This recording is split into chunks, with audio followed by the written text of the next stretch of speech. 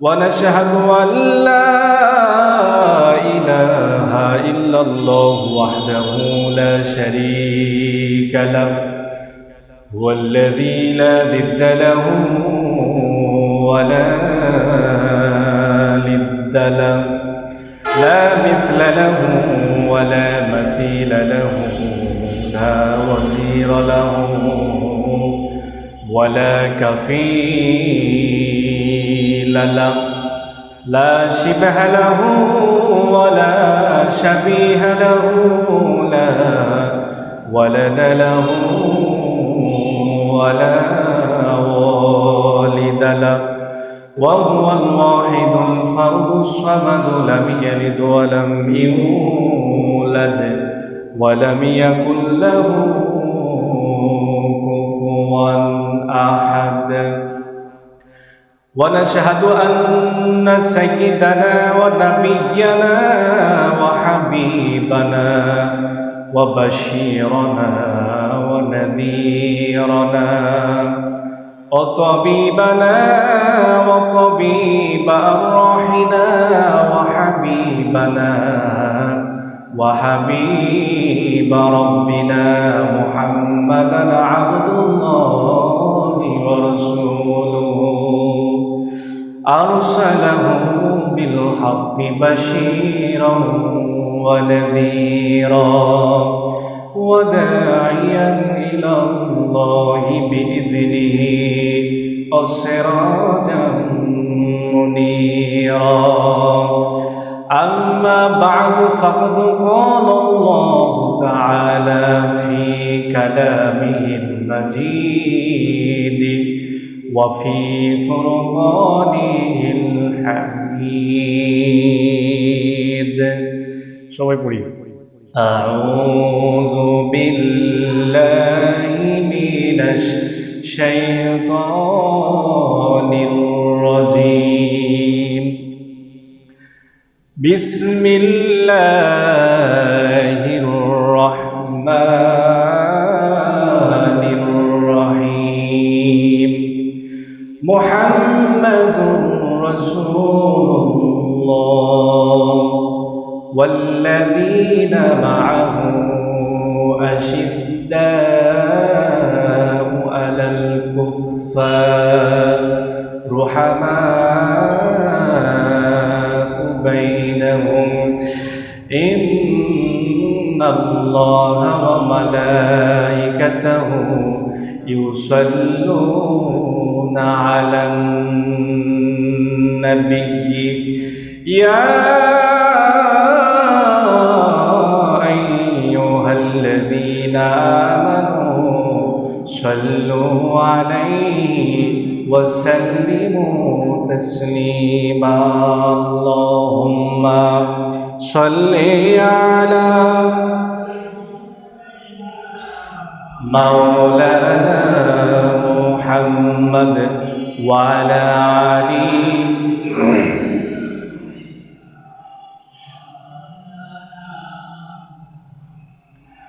কত ব্যথা কত ভাবে সয়েছ যে তুমি তোমারি খুনে লাল তায়েফের ভূমি কত ব্যথা কত ভাবে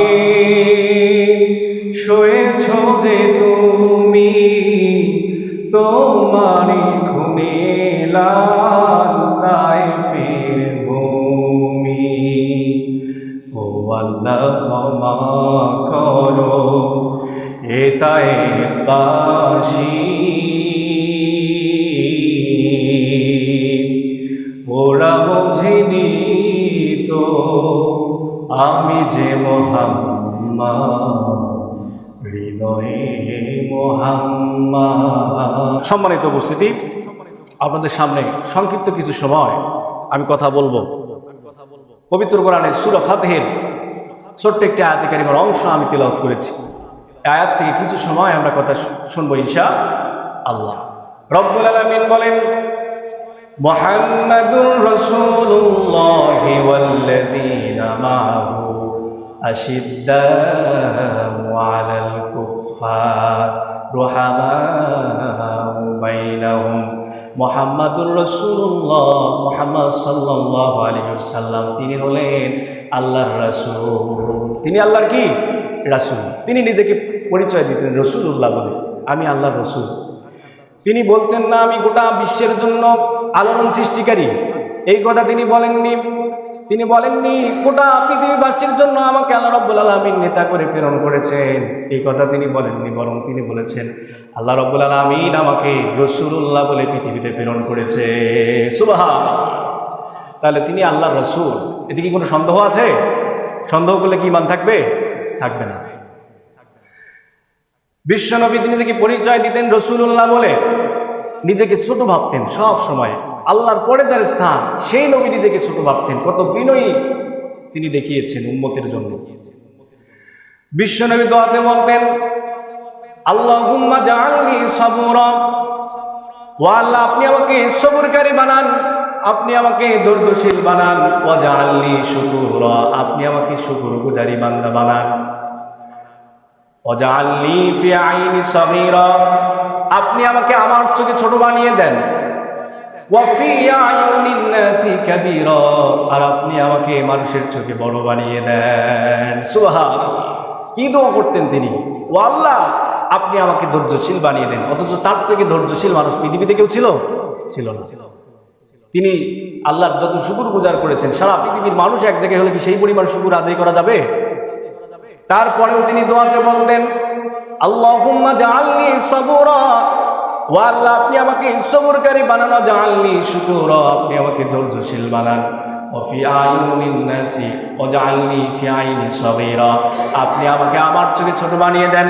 ওয়া ফি আইউনিন নাসি কাবীরা, মানুষের চোখে আপনি আমারে বড় বানিয়ে দেন। এই দোয়া করতেন বিশ্বনবী।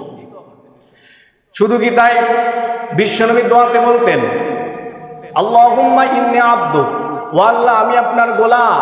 আব্দুল মানে হচ্ছে বান্দা, আব্দুল মানে হচ্ছে দাস। ও আল্লাহ আমি আপনার গোলাম। বিশ্বনবী এই দোয়া করতেন। দোয়াতে আল্লাহুম্মা ইন্নী আবদুক ওয়া ইবনু আবদিক ওয়া ইবনু আমাতিক নাসিয়াতি বিয়াদিক, ও আল্লাহ আমি আপনার গোলাম। আল্লাহুম্মা ইন্নী আবদুক ওয়া ইবনু আবদিক, শুধু গোলাম নয়, গোলামের ঘরের গোলাম, তার মানে আমার বাবা আপনার গোলাম। ওয়া ইবনু আমাতিক, বান্দির ঘরের গোলাম, আমার মা আপনার বান্দি। এরপর দোয়া করতেন নাসিয়াতি বিয়াদিক, ও আল্লাহ আমার মাথার চুলের জুটি আপনার হাতের মুঠোয়। সুবহানাল্লাহ। কি দোয়া করতেন তিনি? তিনি দোয়াতে বলতেন আমি গোলাম, গোলামের ঘরের গোলাম, আমার বাবা আপনার গোলাম, আমার মাও আপনার বান্দি, আমি বান্দির ঘরের গোলাম। এই দোয়া বিশ্বনবী করতেন। তাহলে বিশ্বনবী তিনি হলেন রাসূলুল্লাহ। এরপরে আয়াতের অংশে আল্লাহ রাব্বুল আলামিন বললেন ওয়াল্লাযীনা মাআহু আশিদ্দাউ আলাল কুফফার রুহামাউ বাইনাহুম, আর আমার আশেপাশে যারা থাকে আমার সাহাবীরা কাফিরদের ব্যাপারে বজ্র কঠিন, দ্বীনের ব্যাপারে তারা নিজেদের মাঝে পরস্পরের মাঝে তারা পুষ্প কমল বিনয়ী। বিশ্বনবীর সাহাবীরা এই পৃথিবীর সবচেয়ে সুন্দর চরিত্রের মানুষ ছিলেন বিশ্বনবীর সাহাবীরা। বিশ্বনবীর সাহাবীরা আল্লাহ রাব্বুল আলামিনের নিকট থেকে তারা সার্টিফিকেট প্রাপ্ত। রাদিয়াল্লাহু আনহুম ওয়া রাদু আনহু। আল্লাহ রাব্বুল আলামিন এই সাহাবীদের প্রতি সন্তুষ্ট। সেই সাহাবীদের কথা বলতে গিয়ে আল্লাহ রাব্বুল আলামিন বললেন ওয়াল্লাযীনা মাআহু আশিদ্দাউ আলাল কুফফার রুহামাউ বাইনাহুম, আমার সাহাবীরা কাফেরদের ব্যাপারে বজ্র কঠিন, আর নিজেদের ব্যাপারে দ্বীনের ব্যাপারে তারা খুবই বিনয়ী, তারা পুষ্পকমল। সুবহানাল্লাহ বলবেন না? আমার কথা কি বুঝতেছেন আপনারা? বুঝতেছেন? যদি বুঝে থাকেন একটু সুবহানাল্লাহ জোরে বলেন। সুবহানাল্লাহ। সম্মানিত উপস্থিতি, তাহলে কেমন নবী আমরা পেয়েছি? অন্য নবীরাই নবীর উম্মত হওয়ার জন্য দোয়া করেছেন। অন্যান্য নবীরা পর্যন্ত দোয়া করেছিলেন। কেমন নবী আমরা পেয়েছি? কোনদিন আল্লাহ রাব্বুল আলামিনের কাছে আমরা দোয়া করি নাই যে আল্লাহ তুমি আমাদেরকে শেষ নবীর উম্মত বানিয়ে দিও। কোনদিন কি দোয়া করেছিলাম? করি নাই। দুইটা নিয়ামতের শুকরিয়া যদি আমরা কিয়ামত পর্যন্ত আদায় করি, এই দুই নিয়ামতের শুকরিয়া কোনোদিন আদায় করে শেষ করতে পারব না। তার এক নাম্বার হলো আল্লাহ আমাদের মুসলমান বানিয়েছেন। পৃথিবীতে কত ধর্ম বর্ণের মানুষ, সারা পৃথিবীতে বর্তমানে 850 কোটি মানুষ, তার ভিতরে 200 কোটি মুসলমান। আল্লাহ রাব্বুল আলামিনের কাছে কোনোদিন আমরা দোয়া করি নাই যে আল্লাহ আমাদেরকে আপনি মুসলমান বানিয়েন, শ্রেষ্ঠ ধর্ম, তোমার মনোনীত ধর্ম দ্বীন ইসলাম, ইসলাম ধর্মে আমাদেরকে তুমি জন্মগ্রহণ করেন। এই দোয়া কি কোনোদিন আমরা করেছিলাম? কোনোদিন কিন্তু এই দোয়া আমরা করি নাই। না চাইতে আল্লাহ রাব্বুল আলামিন এই নিয়ামত আমাদেরকে দিয়েছে। কোনোদিন আল্লাহর কাছে আমরা দোয়া করি নাই, অথচ আল্লাহ রাব্বুল আলামিন আমাদেরকে ভালোবেসে মহাব্বত করে পছন্দ করে আল্লাহ রাব্বুল আলামিন এই 200 কোটি মুসলমানের ভিতরে আমাদেরকে জন্মগ্রহণ করিয়েছেন। আল্লাহ রাব্বুল আলামিন চাইলে ইহুদির ঘরে জন্ম দিতে পারতেন, তিনি চাইলে খ্রিস্টানের ঘরে জন্মগ্রহণ করে দিতে পারতেন, তিনি চাইলে হিন্দুর ঘরে আমাদেরকে পাঠাতে পারতেন, আবার তিনি চাইলে বৌদ্ধর ঘরে আমাদের পাঠাতে পারতেন। কিন্তু আল্লাহ রাব্বুল আলামিন আমাদেরকে পছন্দ করেছেন, যার কারণে তিনি আমাদেরকে মুসলমানের ঘরে জন্ম দিয়েছেন। বলি সুবহানাল্লাহ। কিয়ামত পর্যন্ত এই শুকরিয়া আদায় করলে কোনোদিন শেষ করতে পারবো? কি নিয়ামত আল্লাহ দিয়েছে। আরেকটা নিয়ামতের শুকরিয়া যদি আমরা কিয়ামত পর্যন্ত আদায় করি, কোনোদিন আমরা শেষ করতে পারবো না। সেই নিয়ামত হলো বিশ্ব নবীর উম্মত আমরা হয়েছি, কোনোদিন আল্লাহর কাছে দোয়া করি নাই। অন্য নবীরা পর্যন্ত দোয়া করেছিল, আল্লাহ নবী না হয়ে যদি বিশ্ব নবীর শেষ নবীর উম্মত হতে পারতাম, তাহলে না নিজেকে কতই ভাগ্যবান মনে করতাম।